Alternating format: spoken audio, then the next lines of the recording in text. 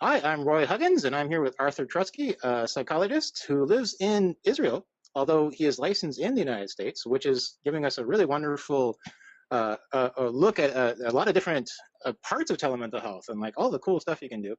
Arthur, thanks for joining us here. My pleasure. Thanks for inviting me. So tell us about your background, or tell us about your educational background so we know who we're talking to, and then how did you get into this? Okay. You can probably hear already, I grew up in New York. And, yeah, one thing I like about New York is you can make phrases very quick. Instead of saying, "Did you eat yet?" you can just say, "Cheat yet." You see.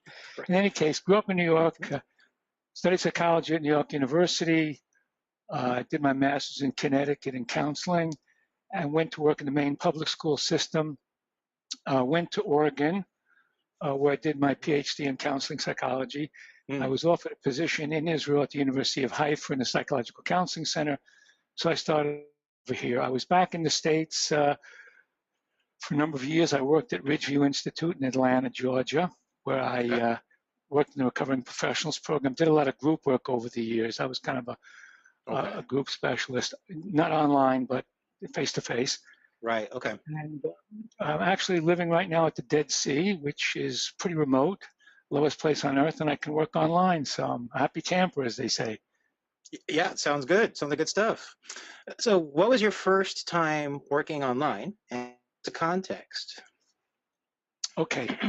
While I was at Ridgeview, this is 2008. Okay. I was sitting in my apartment. My son, who was in Europe, called me on Skype. I was so excited. And I've used Skype over the years, and I was excited. I was talking to him. At the same time, he said, "Hey, my younger brother's on this Skype, also from Ecuador." So all of a sudden, he's in the picture. I'm talking to my two sons, one in Ecuador on the beach and the other in Hungary. And I'm real excited. I wasn't concentrating on the technology. I was just saying, be careful. Don't do drugs in Colombia. How's the money situation? Everything like that. And then I said, "Guys, love you. Take care. We'll see you." And I logged off. I sat back in that apartment out there and I said, "My God, what was that? That was amazing. I'm in America. One's in South America, one's in Europe." I said, "This is the future." So I decided to try it one-to-one on therapy, but I didn't like Skype. I didn't know it was HIPAA compliant. At that time, I don't know if it was even, but I didn't like it because there was a lot of lag and dropped calls. And so I started looking at programs, and I found several. I tried several, and there were a lot of problems with programs. What was important to me was technical support in the beginning, because I didn't know what I was doing. And secondly, I like it being browser-based, meaning you meet at the browser of the company rather than having people download programs. Much easier that way. So I had got some guys together. I said, "You guys want to do a group online?" And we started. I'll just tell you one of the funny things. It was a big. That's just how it started. Okay. It was a big ice storm in Atlanta 2 days, and everything shut down. The hospital I worked at shut down. The NA groups, the AA groups, support groups couldn't meet, and I had my group. Right. So that was, it's just right. As long as the ice storm doesn't take down the internet infrastructure, sometimes it happens, but not always. I've actually only had two problems over the years. One, I had a session with someone in Smyrna, Georgia, and a car had a light pole and the electricity was out, so he didn't have internet. Only once did I lose the internet because of a storm. There were other problems that that came up while I was working. So you're describing 2008 was your first experience. It's 2016 now, so you're talking about 8 years experience. You only had two internet outages due to disaster. That's a good rate. Yeah, that sounds good. Yeah, I've had very few internet problems. More technical problems with things like my microphone. One day I had a microphone which had a mute button here. And I had leaned forward to do something, and I pressed the mute button between my chest and I didn't know. Checking the sound, and checking the mics, and checking the jacks, and so I called the tech, and he said, "You have a mute button." Oh, those are the kind of things I've been dealing with over the years. The Right. little problems that come up here and there. Right, Yeah. right. Yeah, I can certainly get into the hardware design that you can't tell that you're muted. I can get into why the hardware designers are at fault there. Okay, great. So your first thing was group therapy. That's where you started. Yeah, Have pretty you much. done individual? Have you done that since then and seen the differences between individual and group online? Yeah, I've been doing individual and groups and even couples therapy. I've been doing that also. Great. Okay. I'm not sure what you're asking. What the difference between? Well, I find the exact same parallels in the face-to-face situation as in the online situation, with certain limitations. There's certain techniques you can't do online. Such as? Well, for example, I used to do a lot of Gestalt work, and you can't see a person's feet. So, for example, if I said, "How are you tonight?" and you say, "I'm feeling very calm," and your foot is going like this, I don't pick up on that. Yeah, right.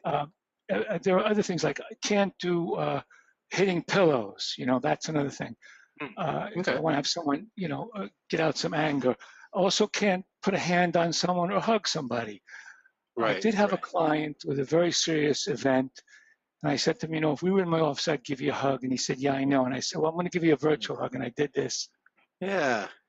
And he kind of laughed, Yeah. But I could feel a little bit of it.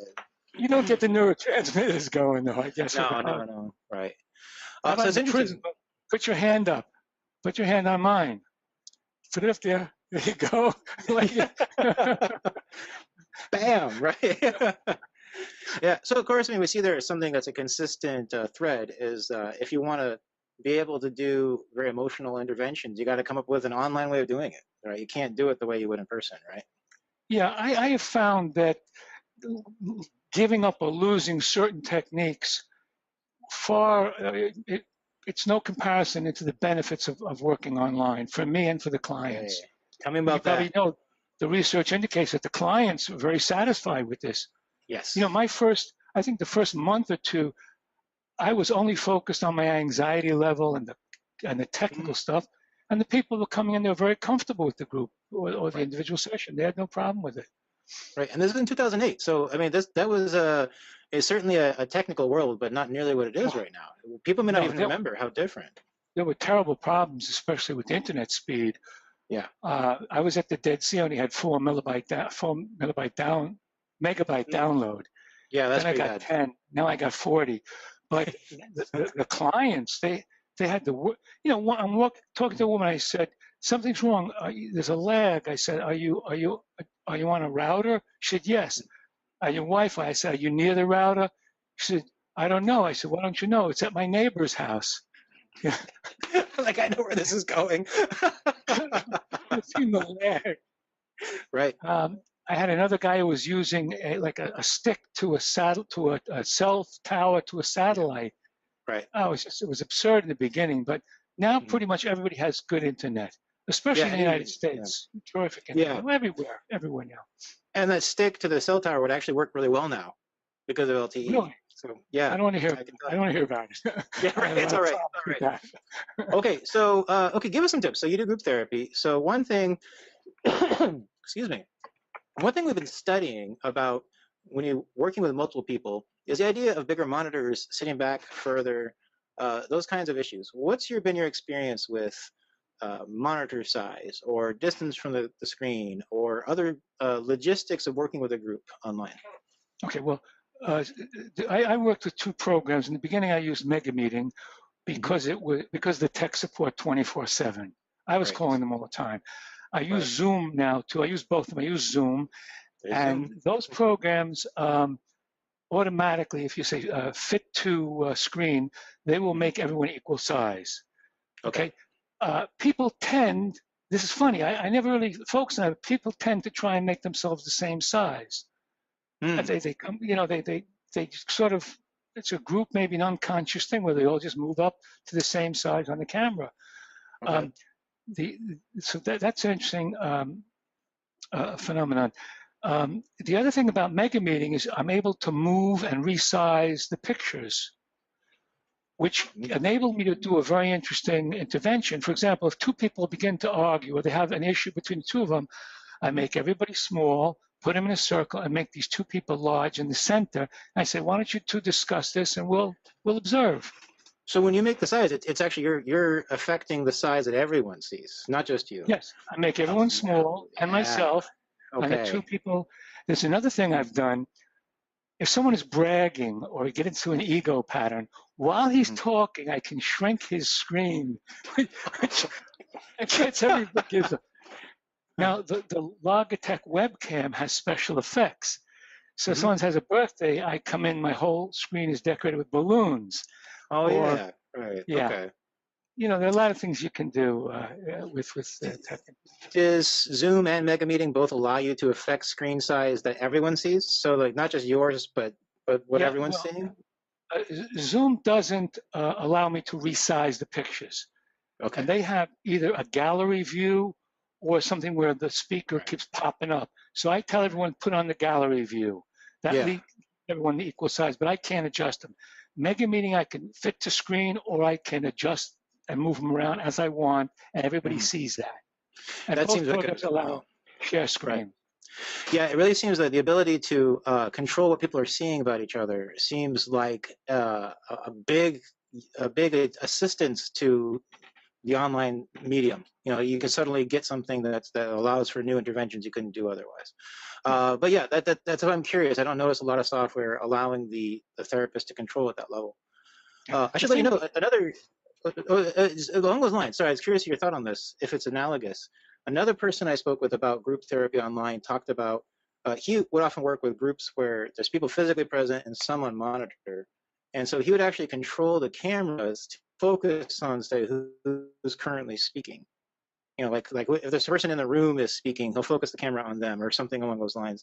And this sounds similar to what you're talking about with changing the views. Well, I don't usually do that unless I'm doing an exercise. I don't like moving. I don't like things moving around during the group. I like everybody stable and everybody seeing everybody, and I don't move around. One example was we had a fellow in the group who wasn't sharing at all, and I put him up in the corner in a small video screen. I said, "You're going to be an observer. If you want to participate, you know." So there are certain techniques you can do, but I like to have everybody equal size, and seeing the whole screen. I don't like things moving around. That was one of the problems I had with one of the programs. It would pop up. Whoever was speaking would pop up, and it was just too distracting. And you're actually the second person I've heard complain about that. About how when the current speaker pops up, when you're trying to do a group therapy session or family therapy session, that really doesn't work for people. They find it way too distracting. Yeah, very distracting. Right. In fact, in individual therapy, I don't like that pop up either. I use what we have now, the two screens. Right. Much preferred. So the monitor you have right now and you typically work with, tell me about the size of that monitor. I think it's 22 inches. Watching your head move, I think I can guess. I was asked that. It's pretty good. It's about this big. Yeah.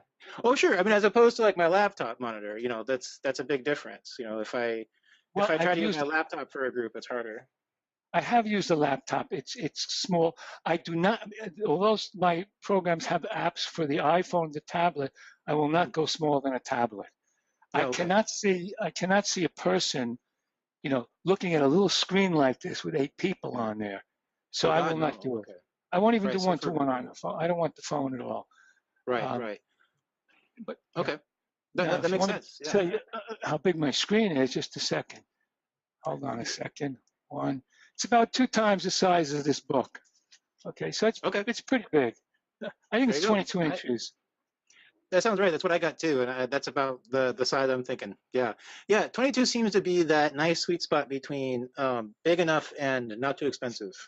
That seems to be where that is. The cameras are real clear now, and the programs, the clarity. This is very clear to me too. Yeah, that's right. Yeah. So I also noticed you're sitting in a big chair and you're sitting back. Like I'm all like this. So I'm all up like an anchor person or something. You're just chilling. You're reclining. Yeah. Well, we don't use it at the Dead Sea. We don't chill. It's pretty hot down here. But in any case, this is my lazy boy, and that's my seat. You know, when I was in college, I was in psychotherapy. My psychoanalyst always sat in a big, comfortable chair. I didn't want to lay on the couch because of the stigma, so I sat opposite him on a chair. But I remember that now that you mention it. So I guess that gives me legitimization to Well, maybe there's a reason why suddenly later you decided to do the same thing. Perhaps it felt right to you.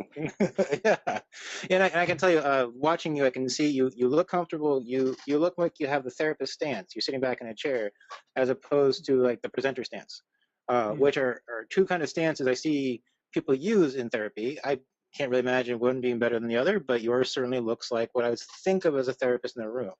Yeah. Something we've been covering in other materials is how the way you're sitting would be useful when you have the bigger monitor, and if you need to be able to see the whole monitor, because you're a group therapist, so you need to be able to see everybody on the monitor. That's my guess. Am I getting that right? That's part of what's going on there. I never really thought about that. Perhaps I'm more egocentric. I thought about my own comfort. I sit here for long hours sometimes, late at night. That's legit too. Right. Makes sense. Comfortable. No one's ever complained.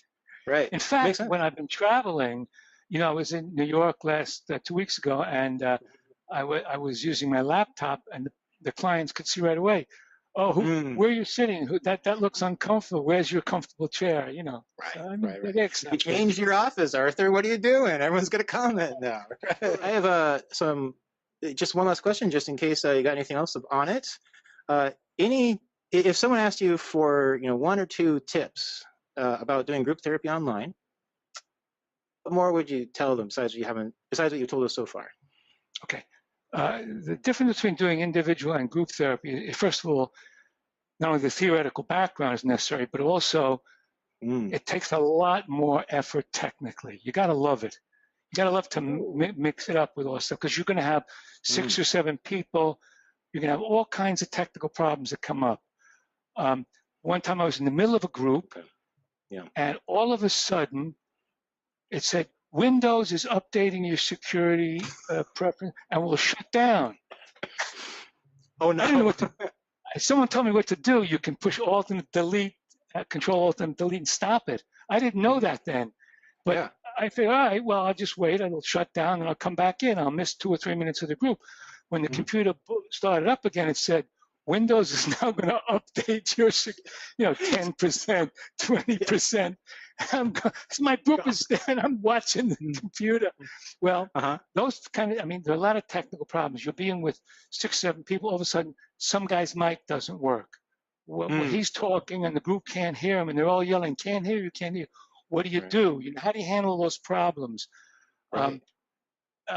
These different programs have chats too, so you can chat out of the group to the guy and say, check your mute button, go to the arrow. You can tell them what to do. Like you told me how to get rid of that control panel that was half covering my screen. You said, if we were in a group, you could chat me and say, Arthur, click on the right arrow, and then I could do that. You see, but that's why I liked the support, the 24/7. Because I sometimes work at 3 in the morning, which is 8 o'clock Eastern Standard Time in Georgia, so I have to be up at 3, and I have tech support. I also had a woman come in from England. She was using a tablet, and I know nothing about the application for the tablet. I never used it, and she couldn't get in. So I was using Skype, the call. I called her, and I called the Mega Meeting Tech, and I got them connected. Within 2 minutes, she was in the meeting, which saved the meeting because it was the first session with her. I would have lost her perhaps as a client.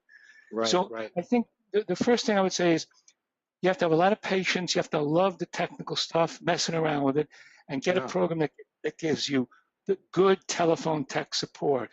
Yeah. And if you work after 5, don't look for a program that has 9 to 5 tech support. Yeah. As I say, I use tech support almost every other day for about 6 months.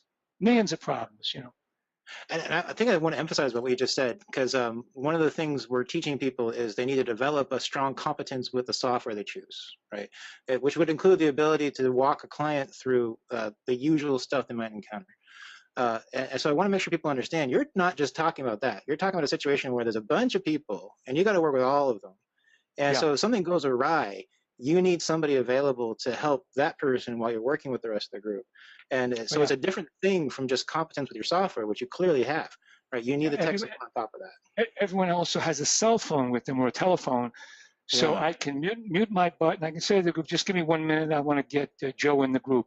And I'll just put myself on mute and I'll call him and say, Joe, have you done this, that, and the other thing?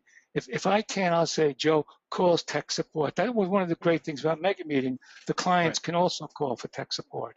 Right. Great. I have no Yeah. interest in selling any product. I'm just telling you this was the best thing I found That's fine. for the client. Yeah. I could tell them, just call this number, press 2, and ask them for support, and they come in 5 minutes late.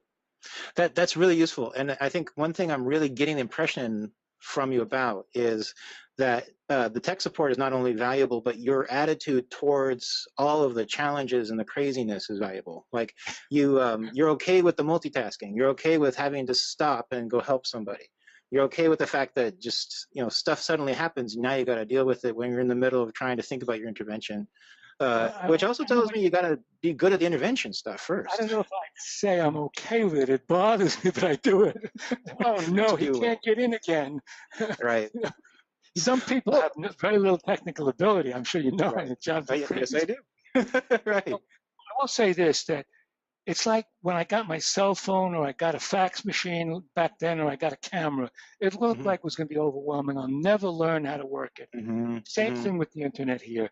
It looks overwhelming in the beginning, but when you practice a little, you get the knack of it. It's just as easy as your cell phone or a camera or any other thing.